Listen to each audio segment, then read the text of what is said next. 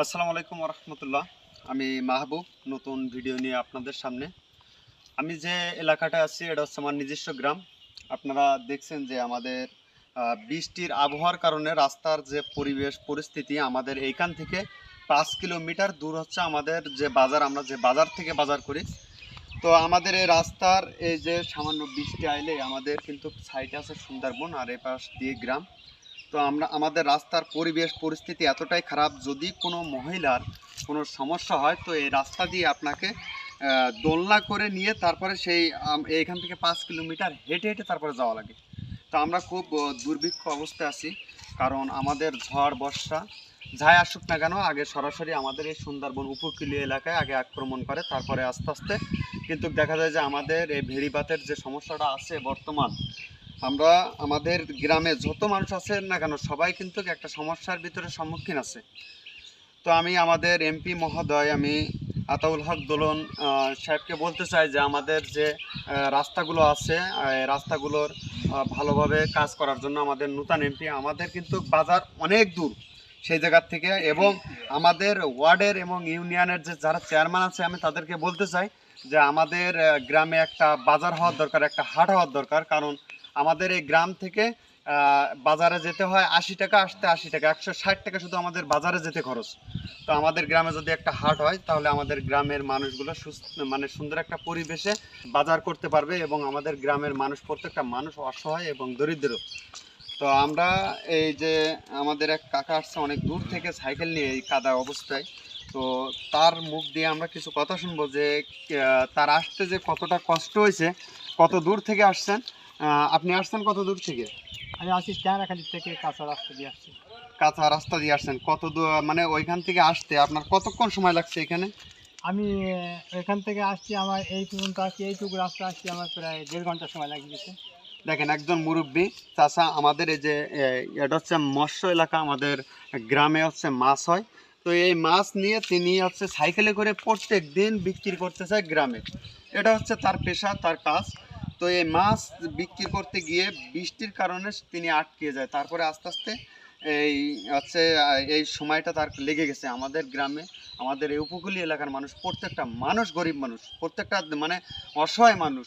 তো আমাদের যদি রাস্তাটা যদি সুন্দর হয়, আমাদের যদি একটা সড়ক ব্যবস্থা ভালো হয়, আমাদের চাওয়া পাওয়া শুধু আমাদের সড়ক, এই সড়ক বিভাগে যারা আছেন আমি তাদেরকে অনুরোধ করব আমাদের রাস্তাটা ভালোভাবে একটু কাজ করে দেওয়ার জন্য, এবং আমাদের এই ভিডিওটা একটু বেশি বেশি শেয়ার করবেন যাতে যারা আমাদের এই সড়ক বিভাগের দায়িত্বে আছেন এবং যারা এই বিষয় নিয়ে মাথাওয়ালা মানুষ আছেন তাদের কাছে যেন পৌঁছায়। তো আমার পাশে আরও একজন আসছেন, তার কাছে জিজ্ঞাসা করে দেখেন যে আমরা কতটা কষ্টভাবে মানে আমরা জীবনযাপন করি। আমি যখন সকালে মাছ নিয়ে যাই বাজারে, তখন এই রাস্তায় এই কাদা দিয়ে এই গাড়িটা নিয়ে 30-40 কেজি মাছ নিয়ে যখন আমি বাজারে উঠি, তখন আমি এত কষ্ট হয়, তখন স্টক করার মতন। এদিকে বাজার তাড়াতাড়ি না উঠতে পারলে আবার বাজার ছাড়াই যাবে, মাছ বেচতে পারবো না, লস হয়ে যাবে। মানে এত কষ্ট হয়, এই কষ্টের ভিতরে আমার এই এই রাস্তা দিয়ে আমার চলাই লাগে প্রত্যেক দিন। শুধু এরকম আমাদের গ্রামের শত শত মানুষ, অসহায় মানুষ, তাদের একটা পেশা, একটা কিছু কর্ম করেই তারা খায়, তাদের কর্মব্যস্ত নিয়ে সবাই ব্যস্ত, সবাই এই কর্মের দিক দিয়ে ছোটে। কিন্তু আমাদের একবারে বাংলাদেশের শেষ গ্রাম, শেষ ইউনিয়ন, শেষ ওয়ার্ড আমাদের এই কালিঞ্চে শামনগর, বৃহৎ বাংলাদেশের বৃহৎ একটা উপজেলা, সেটা হচ্ছে আমাদের শামনগর থানা।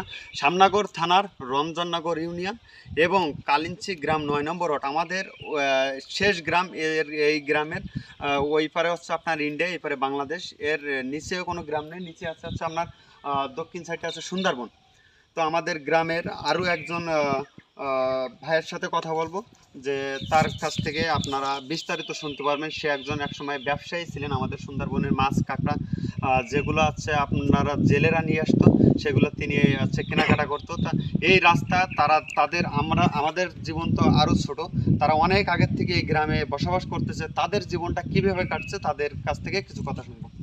একটু আমাদের সাথে বলেন যে আপনার মানে আমাদের এই গ্রাম এখন তো গ্রাম তো একবার নিচে এলাকা গ্রাম, এখানে বসবাস করতে বিশাল কষ্ট করে বসবাস করতে।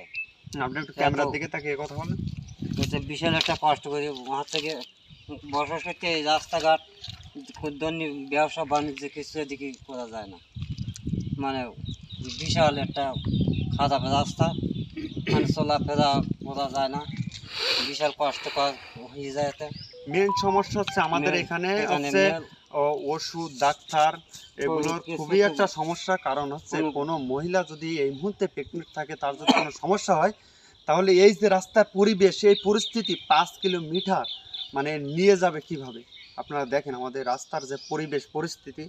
তো আমাদেরকে এই ভিডিওটা একটু শেয়ার করবেন, কারণ আমাদের গ্রামে হাজার হাজার অসহায় মানুষ আছে। আপনার একটা শেয়ারের কারণে হয়তো এই ভিডিওটা উচ্চ লেভেলে পৌঁছাবে, তারা দেখবে আর তারা আমাদের এই ভেড়িবাঁধের ভালো কাজ করবে এবং আমাদের রাস্তাগুলো পাকা করে দেওয়ার ব্যবস্থা করবে।